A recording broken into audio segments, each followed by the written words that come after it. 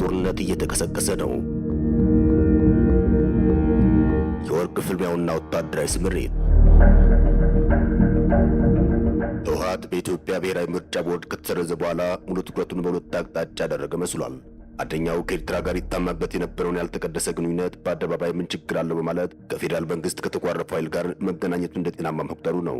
ይኸው ከፌዴራል መንግስቱ ፈቃድ ያፈነገጠ የተናጠል ግንኙነት የኢትዮ ኤርትራን ውጥረት ወደ ጦርነት ሊቀይረው ይችላል። ሁለተኛው የወልቃይትን ጉዳይ በተመለከተ በሰላማዊ መንገድ አሊያም ራሱ ደጋግሞ እንደሚገልጸው በፕሪቶሪያ ስምምነት መሰረት አለኝ የሚለውን የመብት ጥያቄ በማንሳት ከመሞገት ይልቅ በኃይል ለመመለስ ወስኖ መንቀሳቀሱ ነው። በዚህ ጉዳይ ላይ የጠለምት አማራዊ ማንነትና ወሰን አስመላሽ ኮሚቴ በወልቃይት ወቅታዊ ጉዳይ ላይ ትኩረት ያደረገ ባለ 6 ነጥብ የአቋም መግለጫን አውጥቷል። መግለጫው ህወሓት ጦሩን ወደ ወልቃይት አስጠግቷል፣ ወታደራዊውን እያንቀሳቀሰ ነው፣ ታጣቂውን ተከዜ አሻግሮ ቢያንስ በ3 አቅጣጫዎች እያሰማራ ነው መባሉን ተከትሎ የተሰጠ መግለጫ ነው። ህወሓት ለዳግም ደም አፋሳሽ ጦርነት የሚያደርገውን ዝግጅት አጥብቀን እንቃወማለን፣ ለዘላቂ ሰላም እንታገላለን በሚል አገላለጽ ያወጣው መግለጫ ከዚህ ቀጥሎ ከወቅቱ ሁኔታ ጋር አያይዘን እንቃኛለን። አብራችሁን ቆዩ። የህወሓት አዲስ ወታደራዊ እንቅስቃሴ። ከአዲሱ የህወሓት አስተላለፍ ጋር ተያይዞ የአስመራ አዲስ አበባ የቃላት ጦርነት በተጧጧፈበት በዚህ ሰዓት በወልቃይት በኩል ሌላ ውጥረት ተከስቷል። በእርግጥ የወልቃይት ውጥረት አዲስ ነገር ሳይሆን የተለመደ ነው። በወልቃይት ምድር ወቅት ጠብቆ የሚፈነዳ አንዳች ችግር አለ። እናም በወልቃይት ጉዳይ የሚሰሙ ሰበር መረጃዎች የሚጠበቁ እንጂ ብዛም የሚገርሙ ላይሆኑ ይችላሉ። ህወሓትና የተከዜ ዘብ በተጠንቀቅ ተፋጠው እንደሚገኙ በየጊዜያቱ የሚመጡ መረጃዎች ያመላክታሉ። አንዳቸው ሌላኛቸውን ይክሰሱ እንጂ ሁለቱም ያደረጉት ወታደራዊ ዝግጅት ከፍተኛ እንደሆነ እየተነገረ ይገኛል። የፌዴራሉ መንግስት ከሁሉም በኩል የሚቀርቡ አቤቱታዎችን ይሰማል። ህወሓት የአማራ ኃይሎች ከትግራይ ግዛት ይውጡ ሲል ከቅርብ ጊዜ ወዲህ ስለ ኤርትራ ጦር ከትግራይ ይውጣ ትንፍሽ አላለም። በአንጻሩ ኤርትራ ጦር ከኢትዮጵያ ግዛት ለቆ እንዲወጣ እየተጠየቀ የሚገኘው በፌዴራል መንግስት በኩል ነው።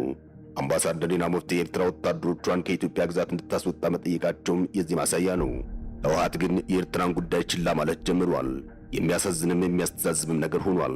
ሌላው ነገር ለይስሙላ ካልሆነ በስተቀር የወቅቱ የህወሓት መሟገቻ ወልቃይት ብቻ ይመስላል።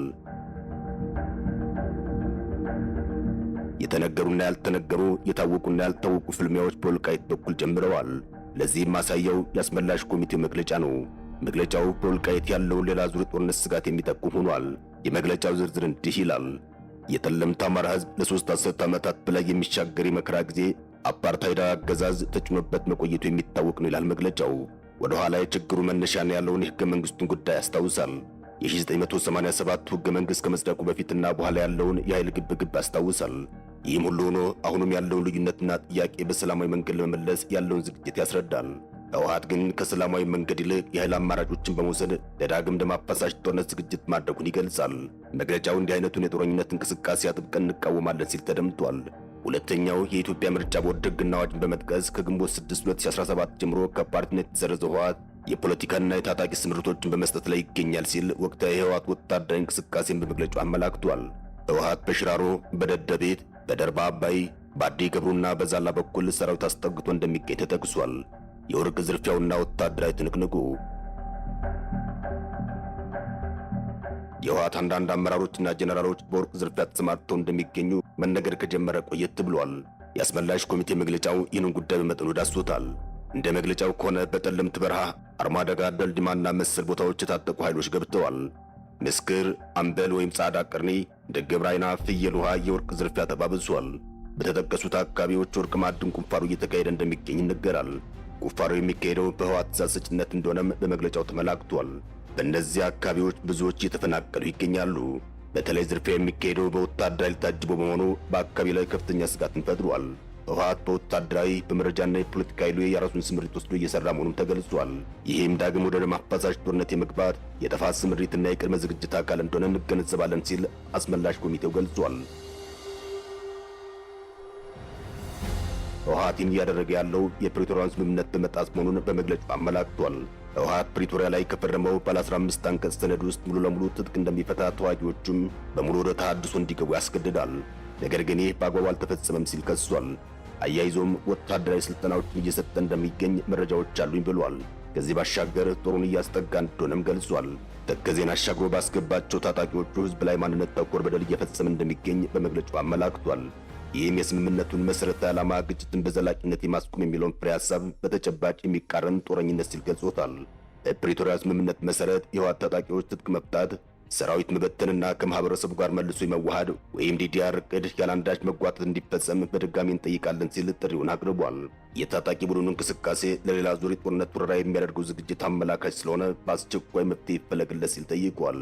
የፌዴራልና የክልል መንግስታት ከዚህ በፊት በተስማሙበት መሰረት ለዘላቂ ሰላም ልማት ሲባል በትግራይና በአማራ ክልል አወዛጋቢ ተብሎ ከጠሯቸው አንዱ የጠለምት የአማራ ህዝብ የሚኖርበት 3 ወረዳዎችን ነው።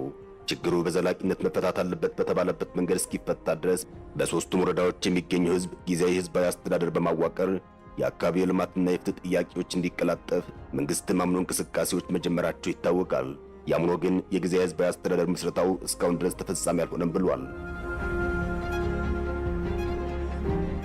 በጠለምት 3ቱም ወረዳዎች ውስጥ እውነተኛ ተፈናቃይ የሆኑ የትግራይ ተወላጆች በሚኖሩባቸው ቀበሌዎች በቁጥር ድርሻቸው ልክ የሚሳተፉበት ህዝባዊ አስተዳደር እንዲቋቋም ከማንነት ወሰን ጥያቄ ጎን ለጎን የልማት ጥያቄዎች በኢትዮጵያዊ ዜግነቱ ሊያገኙ የሚገባው የበጀትና የልማት ማካከሻ እንዲሰጠው በድጋሚ እንጠይቃለንም ብሏል። በፕሪቶሪያ ስምምነት መሰረት ተፈናቃዮች ወደ ቀያቸው መመለሳቸው ይታወቃል። በምላሹ ግን ትምህርት ባለመከፈቱ የጠለምት አማራ ህጻናት ትምህርት ፍለጋ ከቀያቸው ተፈናቅለዋልም ብሏል። በመጨረሻም የጠለምት አማራ ህዝብ ለዘመናት ባሳለፈው የማንነት ትግል ነጻነት በነጻ እንደማይገኝ ከተግባር የተማረው እውነታ ነው ካለ በኋላም የህወሓትን ቀጣይ እንቅስቃሴዎችና ዕቅድ በመግለጫው አመላክቷል። እንደ አስመላሽ ኮሚቴው መግለጫ ህወሓት አሁንም የተገንጣይ ስሜቱ እንዳለ ነው፣ እንዲያውም ከሌላው ጊዜ በተለየ ሁኔታ ፍላጎቱ ጨምሯል ብሏል። ለዚህም ሲባል የትግራይ ሪፐብሊክ ምስረታ እንቅስቃሴውን ለማድረግ ተከዜን ማዕከሉ ማድረግ የፖለቲካው አልፋና ኦሜጋ ነው ሲል ተደምጧል። ይህን ለማድረግም የጠለምት ወልቃይት ጠገዴ አማራን ዳግም በመውረር ሊያጠፋን ይፈልጋል ሲል በመግለጫው አትቷል። በህወሓት ስጋት ምክንያት የተፈጠረው የተከዜ ዘብ ከላይ ካስመላሽ ኮሚቴው መግለጫ የምንረዳው ህወሓት ዛሬም ወልቃይትን በኃይል ለመያዝ እቅድ እንዳለው ነው። ለዚህም ሲባል የተከዜ ዘብ የተባለ አደረጃጀት ተፈጥሯል። የተከዜ ዘብ በህወሓት የወረራ ስጋት የተፈጠረ ነው ማለት ይቻላል። ዘቡ የወልቃይት ጠባቂ አልያም የማንነት ጥያቄ አስመላሽ የሚል ትርጉም ይዟል። የተከዜ ዘብ የወልቃይትን ጥያቄ ለማጥናት ተልዕኮ መያዙም በተወካዮች በኩል ተገልጿል። የተከዜ ዘብ የህወሓትን እንደገና ወደ ወልቃይት የመመለስ ፍላጎት መጨመርን ተከትሎ የማንነት ጥያቄ አስመላሽ ተልዕኮ በመያዝ የተመረቀ ኃይል መሆኑ ይታወቃል። የተከዜ ዘብ ሲሰለጥን የነበረው በወልቃይት ጠገዴ ሰቲት ሁመራ ዞን ተከዜ ግንባር ማይተመን ቀበሌ ውስጥ ነው። ሰልጣኞቹ የሰላም አስከባሪ ኃይሎች በሚል ከተመረቁ በኋላም የህወሓት ታጣቂዎችን ሲከላከሉ መቆየታቸው ይነገራል። ሰርጎ የሚገቡ የህወሓት ታጣቂዎችና ተልዕኮ አስፈጻሚዎችን ሲይዙ መቆየታቸውም መረጃዎች ያመለክታሉ። ይህ አይነቱ እንቅስቃሴ በሂደት ግጭት ሊፈጥር ይችላል የሚል ስጋትም ነበር። ህወሓት አሁንም በጀመረ ኃይል አማራጭ ከገፋበት ከተከዜ ዘብ ጋር ሊጋጭ ይችላል የተባለው የተከዜ ዘብ ግን የቀጠናውን ሰላም ለማረጋገጥና የህዝቡን የማንነት ጥያቄ ለማጽናት ዓላማ አድርጎ ሊፋለም ይችላል። በአንድ ወቅት የወልቃይት ጠገዴ ሰቲት ሁመራ ዞን ምክትል አስተዳዳሪ የሰላምና የጸጥታ መምሪያ ኃላፊ ኮሎኔል ደመቀ ዘውዱ ለተከዜ ዘብ ዓላማ ገልጸው ነበር። እንዲህ በማለት ነበር የገለጹት። እኛ አማራዎች ነን ያልነው በምክንያት ነው። የአማራ ህዝብ የራሱ ያልሆነ የኔ ነው አይልም። የኛ የሆነውን የአማራነት ማንነት ለማጥናት ሰልጥነን ተደራጅተናል። የወልቃይት ጠገዴ ህዝብ የማንነት ጥያቄው ህጋዊ ነው ሲሉ ተደምጠዋል። እንደ ወትሮ ሁሉ ህጋዊ የሆነውን ጥያቄ በህጋዊ መንገድ ለማስፈጸም እየሰራን ነው። ለማንነታቸውና ለነጻነታቸው ብዙ ወገኖቻችን ዋጋ ከፍለዋል። እኛ አማራዎች ነን እያሉ በክብር አልፈዋል። እኛም የነሱ ልጆች ነን። አባቶቻችንና እናቶቻችን ዋጋ ለከፈሉት ማንነታችን ሁሌም ዘብ ልንቆም ይገባል። ይህ ኃይል የተከዜና የልማት ዘብ ነው። ከህዝባችን የማይቋረጥ ድጋፍ አለው። ቅንጅቱን በመጠቀም ከፌዴራል መንግስቱ የጸጥታ አካላት ጋር ተናበን መስራታችንን እንቀጥላለን ሲሉ የተከዜ ዘብ መቋቋም ዓላማ ሰፋ ባለመልኩ አብራርተው እንደነበር አይዘነጋም። የሆነ ሆኖ የወልቃይት ጉዳይ ዛሬም የስጋት ምንጭ ሆኖ ቀጥሏል። ጉዳዩ ጠቅላይ ሚኒስትር አብይ አህመድ ወደ ስልጣን መምጣታቸው ተከትሎ መፍትሄ ያገኛል ተብሎ ይጠበቅ ነበር። ነገር ግን ችግሩ ባለበት እንደቀጠለ ይገኛል።